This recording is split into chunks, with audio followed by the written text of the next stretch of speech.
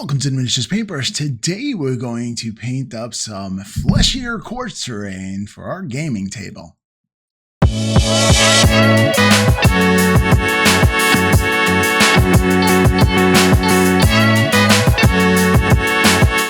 Welcome back, TMP fans, and today we're going to create, just like the title said, Flesh Eater quartz terrain, and it's going to be a custom terrain where we're going to add bits and bobs that we have laying around in order to create a scenery. In fact, a statue, almost like an obelisk. I just like saying the word obelisk. I know. It tells a story and everything else, and we can use it within our Flesh Eater quartz terrain. So it's just a fun little project to get your bits out and get to creating. So let's go down to Tabletown, see how I got on with it. Welcome back, TMP fans. So here is an attempt at making some terrain for my Flesh Eater quartz army.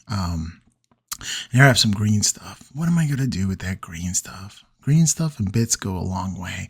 I use this flat roller first, and then I use this texture roller. It is from Green Stuff World. It's called Flagstone.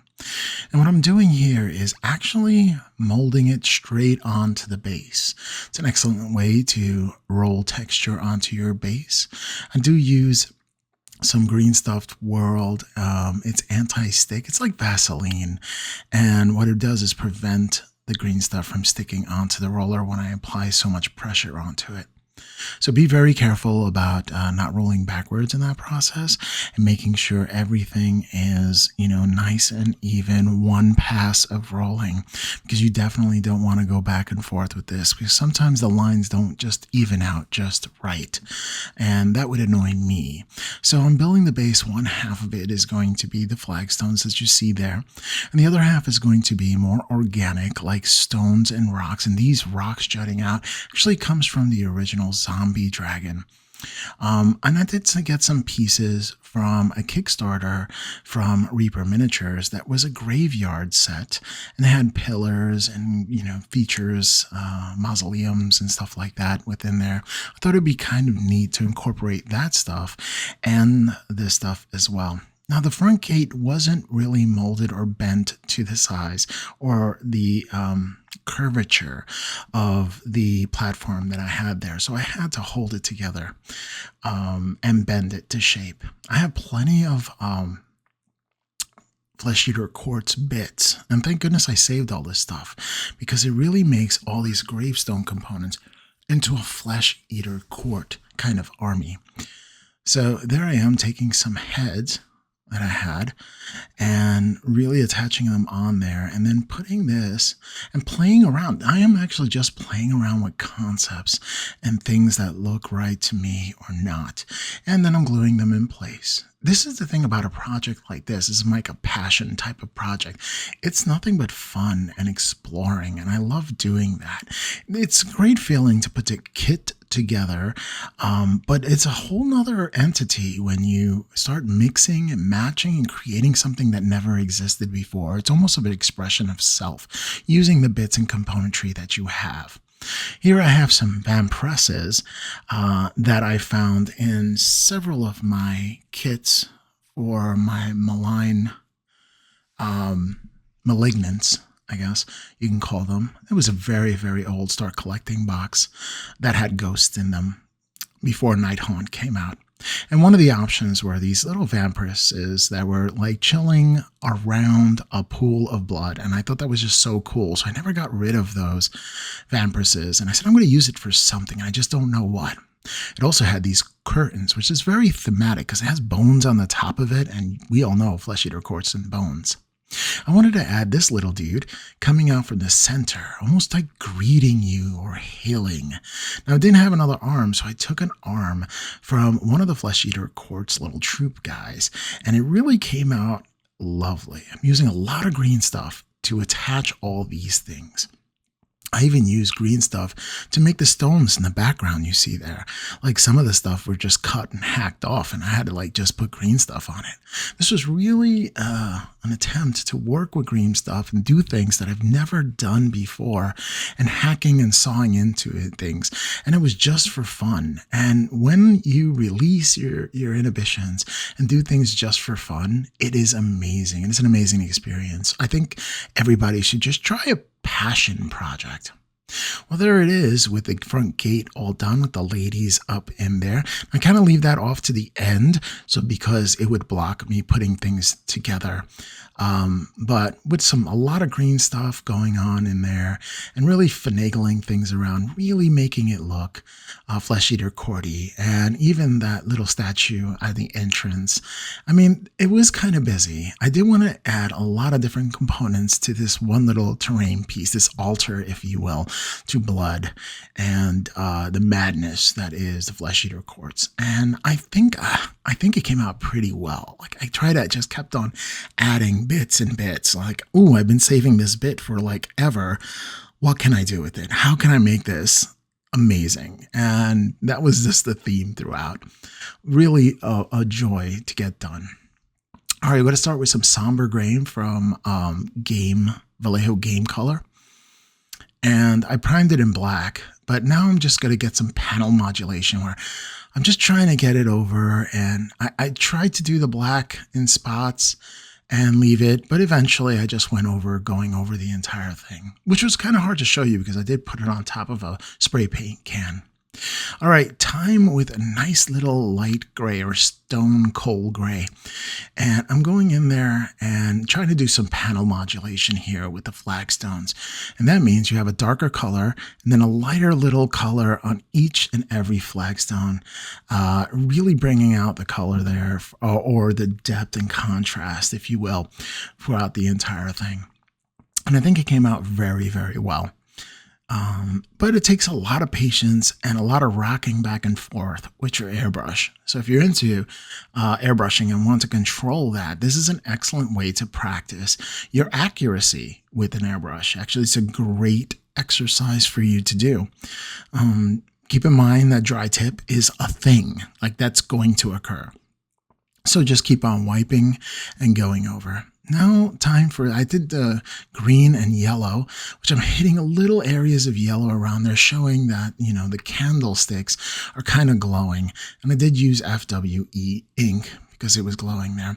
So I had the green, and now I'm doing the yellow for the candle glows that I'm happening over there, that I'm just trying to get the edge of.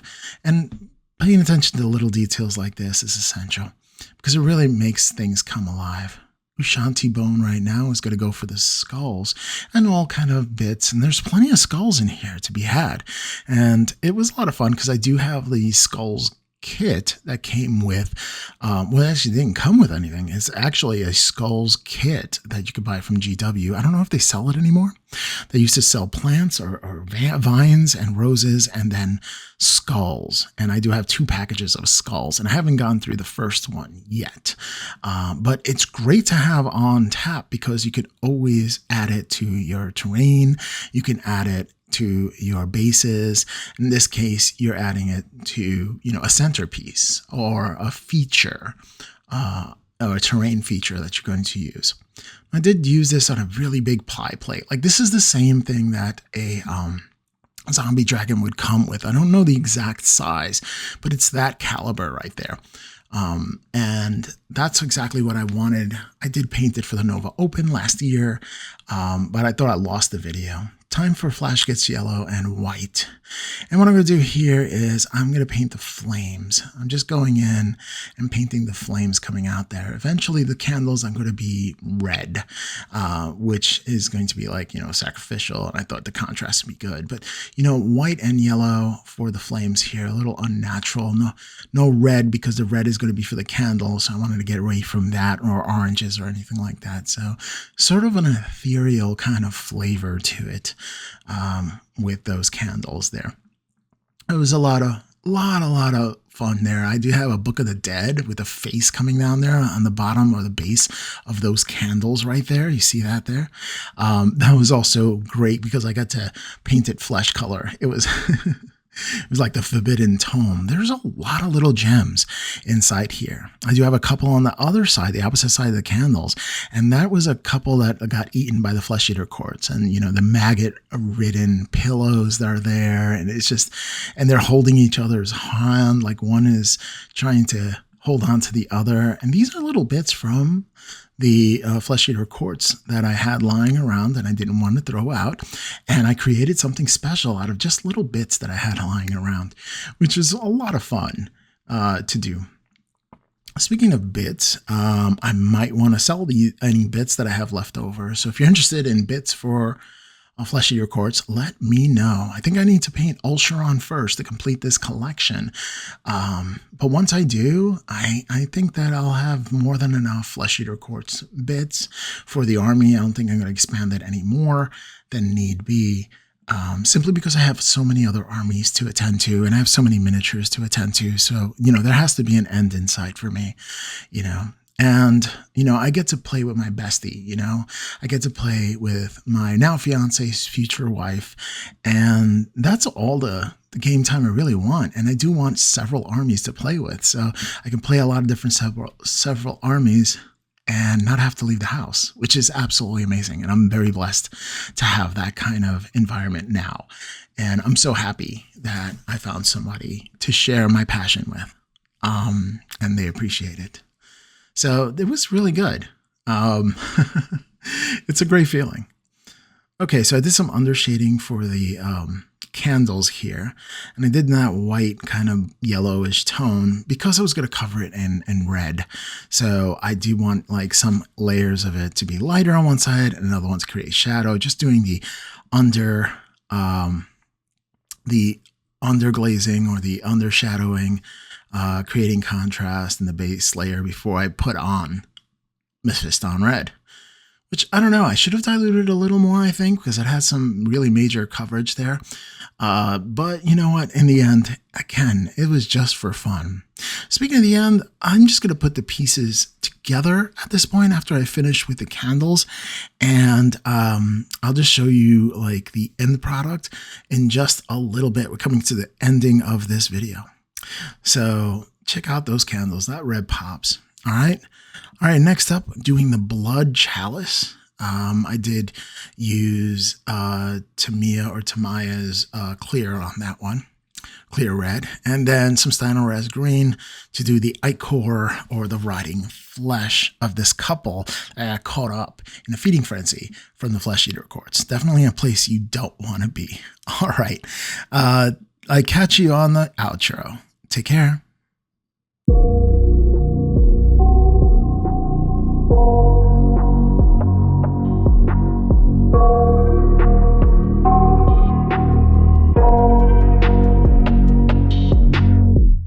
I got nightmares in my head, I fear that the thoughts build up until I can't hear, that my mind fills up into a creature, and it haunts me somewhere much deeper. Anxiety, filling up every space, no privacy. And silently, it could build and build until you finally see, whoa, it's taking over, damn no closure, moving closer. No exposure, I just wanna be a loner. Some can't stay sober, looking over all their shoulders, like moving boulders just to get out of the home. It sucks, I've had enough, I don't wanna feel the stuck under the rug, all my problems that I shove. I got nightmares in my head, I fear that the thoughts build up until I can't hear, that my mind. So one of my favorite parts of this piece is, first of all, that it's completely original. You made this, you designed it, you created the story that went with it. It was for a narrative game, and you had a narrative right within your terrain piece. I like to imagine that the chalice at the top, maybe that blood that's in there, I kind of imagine that that's kind of a source of the madness. Maybe that's a kind of a disease-ridden I don't know, like a blood. Yeah, like some sort of source or fountain from which that little area's madness comes from. I love it. And something else that I like is the definitely the red that you use, because in some areas you can actually see, you've got the red candles and there's red splattered around the ground, but is that the candle drippings? Is it blood? Is it a mix of the candle drippings and blood? Yes. I like I like how that looks. You had a lot of attention to detail. So for example, at the very top, you can see on the kind of gargoyle like statue, there's a couple of drops of blood that have fallen out of the chalice. Just very, very, very much attention to detail. I mean, you have the story that you created with the worm-eaten pillows, and you can see the sword that's stuck through the zombified creature. I really like that. There's just a lot of attention to detail. Like these, you have the fencing, it's bent, so you can tell that there was something that happened there, maybe a storm, or maybe people were fighting and crashed into it. So yeah, I think there's just overall a lot of cool little bits here that you maybe wouldn't notice at first glance, but the more you look at it, the more you can see. Like that the vampiress has in her cup, the vampiress has a little bit of blood spilling out, and a little bit. She's so hungry that a little bit of it has spilled onto her arm, but she doesn't even care. She's too distracted by watching for whoever is coming in. And that's technically a statue, so that's another font. Yeah. So, what was your favorite part of making this piece? Your critique of it. I think the wings I had to actually sculpt the little lines on the top so it can match that. So that was a little bit of my sculpting in there, and I wanted to give it like a sense of movement. I do like that ghost on top, like coming out of the middle. That is very cool. Oop, let's see if we can give them the. Yeah, he's like flying out of the statue. And I do like that arm from the Flesh Eater Course, just like trying to grab you as you walk in. It's a lot of things. The story of the couple that came in there with the pillows, as you see over here on the bottom. If you could show them. Let's see, am I too close?